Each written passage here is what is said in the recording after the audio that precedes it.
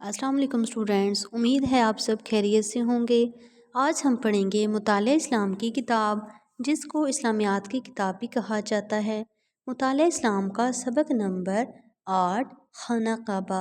आज मैं आपको बताऊंगी कि खाना काबा किसे कहते हैं। आप में से ढेर सारे बच्चे ऐसे होंगे जिनको खाना काबा के बारे में पता भी होगा। वो खाना काबा अल्लाह ताला के घर में गए हुए भी होंगे, और अगर जिनको नहीं पता उनको आज मैं बताऊंगी खाना काबा किसे कहते हैं और खाना काबा की अहमियत के बारे में बताऊंगी। खाना काबा अल्लाह ताला का घर है। हम खाना काबा की तरफ मुंह करके नमाज़ पढ़ते हैं।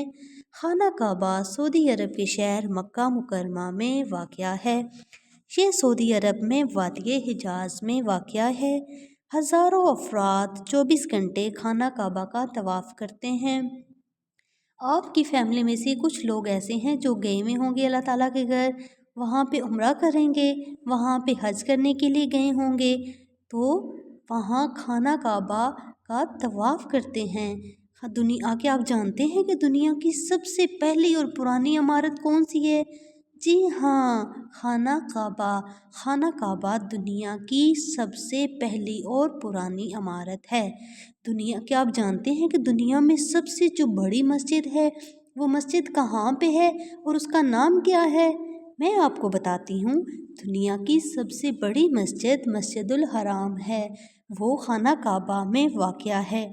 ये सऊदी अरब में वादिये हिजाज में वाक़या है। हम जब भी नमाज़ पढ़ते हैं तो हम खाना काबा की तरफ मुँह करके नमाज़ पढ़ते हैं। अगर हम किसी और तरफ मुँह करके नमाज़ पढ़ेंगे तो वो हमारी नमाज नहीं होगी, बल्कि हमें अल्लाह ताला के घर की तरफ मुँह करके नमाज़ पढ़नी चाहिए। चलिए नेक्स्ट हम देखते हैं। खाना काबा की तस्वीर दी गई है, साथ उन्होंने काउंटिंग भी दी है। काउंटिंग के साथ छोटे छोटे डॉट्स लगे हुए हैं। हमने उन डॉट्स को आपस में मिलाना है। डॉट्स को मिलाने के बाद हम खाना काबा के अंदर जो उसकी तस्वीर बनी है उसमें रंग भरेंगे। रंग भरने के बाद वो तस्वीर बहुत प्यारी हो जाएगी। चलें मिल के रंग भरते हैं। चलें रंग भर लिए। ओके, नेक्स्ट हम अगले सबक के साथ मिलेंगे। तब तक के लिए अपना ख्याल रखिएगा। Thank you so much.